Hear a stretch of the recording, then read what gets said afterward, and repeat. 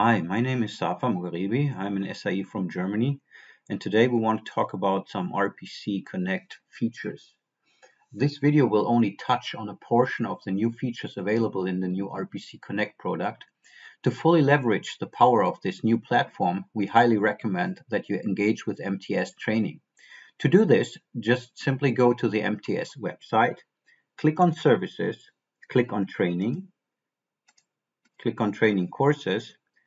Scroll down, here you see all the training stuff we have, like classroom and on-site training. And down below, you will find for the beginners, for the RPC Connect beginners, the basic software operation course. Then for our Switch users, the people coming from the old RPC Pro product. And here on the right, you see the RPC Connect Advanced Software Operation course. Hi, today we want to talk about the interactive model processor, a new feature in RPC Connect software. Just scrolling down here, we see that in the model stage, you just open a tab again, and then we have here this video for the interactive model processor. The interactive model processor allows you to perform control loop diagnostics and create multiple FRF scenarios. And today we want to introduce this feature and show a little bit how this works. The interactive model processor, the abbreviation here is shown on my slides with IMP, and you will find it if you go to the wizard node, so to the RPC Connect model stage, and then in the wizard node, the last tab here, you will find the interactive model processor. With the help of this check mark, you can activate and deactivate the interactive model processor, and the idea behind it is to create several FRFs or inverse FRFs, which you can used right away for your simulation processes. In case something is not functioning well, you can come back to the interactive model processor and see how you created the FRFs. Additionally, you can create the forward here, FWD, FWD, and the inverse itself, and of course the simulation filter under the simulation filter node. Basically, the outer appearance, or let's say the look of this interactive model processor, is comparable to the inverse tool. On the left side, you have the input channels, and on the right side, you have the output channels. And of course, you can set several control frequency bands, which we are going to discuss right now. So here's an example of 3 different control sets which are currently set. The software itself will save whatever you did here. You see 2 different control sets here. Now one is going up from a frequency of 0 to 15. The other one is going up from 15 to 50. In this case, you see everything on the input side is on control, and on the output side, there are several channels and several regions on control and no control set. So once the user hits the Run and Process button here, the interactive model processor will run through these control sets you created, and your identifier, so what you can see down below here on the right, will be added to our well familiar known simult H1 inverse field or wherever we are creating. So depending on your selections here, it will create 3 files, in this case forward, inverse, and the simult H1, as you can see here, with the help of your identifier that you right away can find your files in the matrices folder.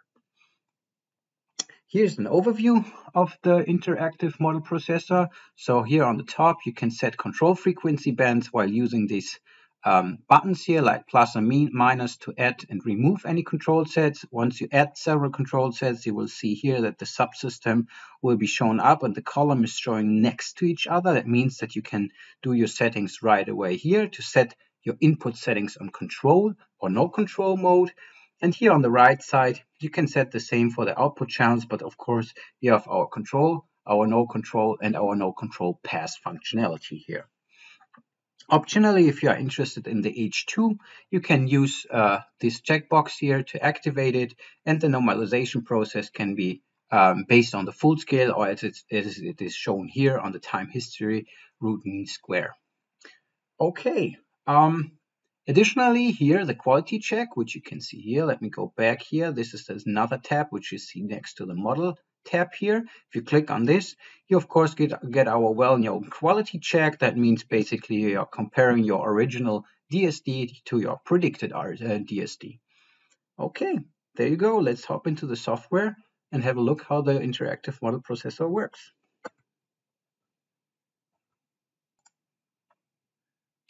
Okay, now we are in the model stage, as you can see here. I just clicked on a tab, and then here's the interactive model processor.